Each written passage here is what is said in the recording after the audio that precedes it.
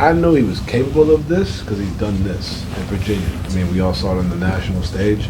I think now he's taking advantage of an opportunity. Obviously, he's playing at a high level for sure, but obviously when you have a guy that's, on the scouting report, not necessarily, people aren't thinking he's going to go for 26, you know what I'm saying, a night. And then also he's 5 assists, he's doing little things, 4 steals.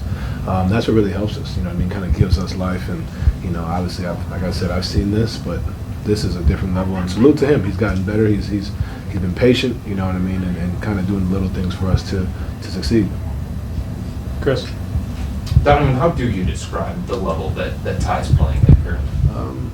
Just level of poise, confidence.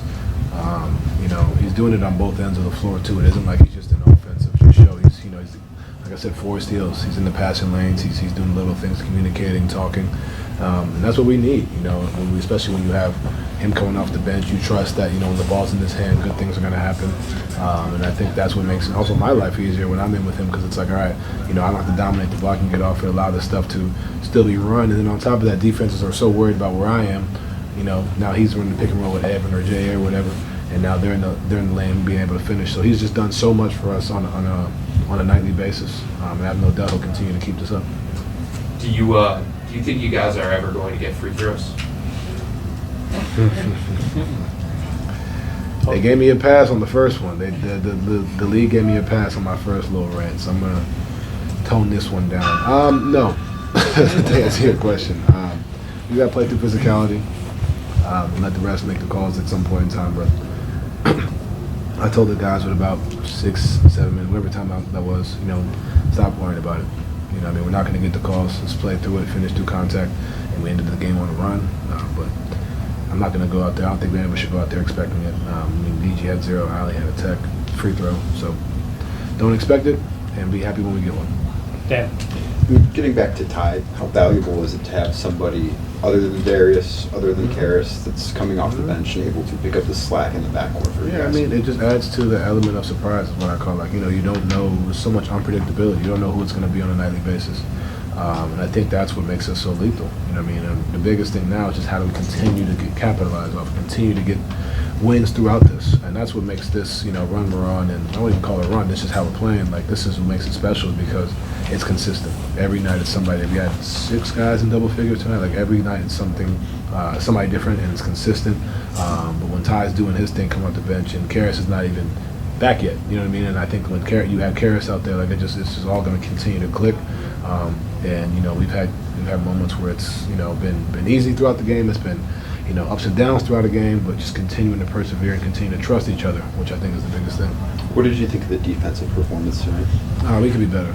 I think we got complacent. I think we allowed them to push the pace, take too many easy buckets.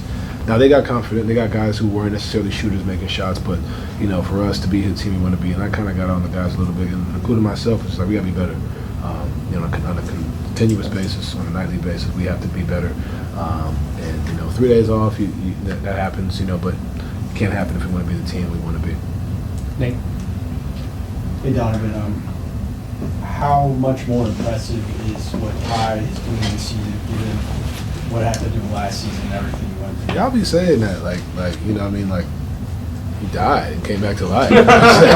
Y'all say what happened to him, man.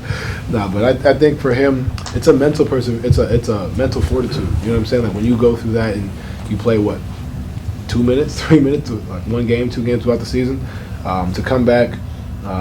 Not really know where you might fit in the group, because we bring everybody back, and then to come in there and just assert himself and be the guy who we all thought he can be. That takes a level of mental fortitude, and that's a level of hard work and preparation and dedication to the game. He comes in, he's on time, he's preparing the right way, he's taking care of his body.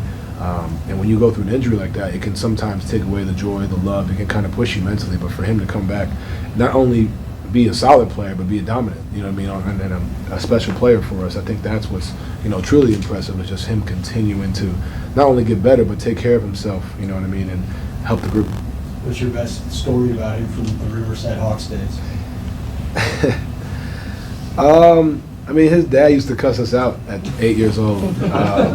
That's why I tell people all the time, I don't like positive reinforcement. I think it's just PTSD from my AAU days with his pops. there are a bunch of times where we've gotten, I think that's probably the funniest part we talk about all the time. Just getting cussed out at 9 years old at 8 a.m., you know what I mean, on a Saturday. It was fun, you know what I mean? Like, we won 2 national championships as kids and down at the Disney Worldwide of Sports. Like, we accomplished a lot, but definitely getting chewed out at 9 a.m. at like 9 and 10 definitely is something that we don't forget. Jeff? Hey, Donovan, what does it say about you guys when you win like you did tonight when, as Kenny said, it wasn't really overall your team's best game? No, and I think that's where I say, like, we can be better. And I always tell you guys this is great to learn through wins rather than a loss. But I told the team we were playing with fire in that third quarter. Like, no, that's not who we are. We can score. That's not a problem. But like, we gotta be able to get stops, get back in transition. You know, we messed up on a red, on a switch, got those over the top DQ fouls, and like little things like that. That can't happen. You know what I mean? We gotta get back. You know, RJ Barrett gets a layup in transition, different things like that. We got to be on that. That's who we are when we're at our best. But it's great to learn that through a win. But we got to be better, and I think we will be. Thanks. Last one there. Donovan, not many teams have started the NBA season 17-1. Are you surprised that you guys are at this mark right now? I won't say I came into camp thinking it would be 17-1, but I saw this, the way we're playing, as it was going to happen. It's a matter of when. I think that's what's least surprising, because I knew we could get to this level of play. And sometimes, when you have a younger group, but I mean, obviously we've been together, but it takes time. You know what I mean? But for us, it's clicking right away. And now, kind of screw yourself, because now it's like, this is where we got to be at.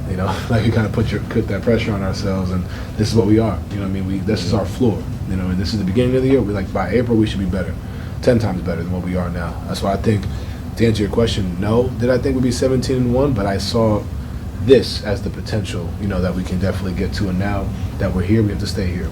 We're obviously going to have lapses and things like that, but how do we continue to build off of this? But I had no doubt that we'd beat this team. It's just a matter of when. And it's great to start out 17-1 for sure.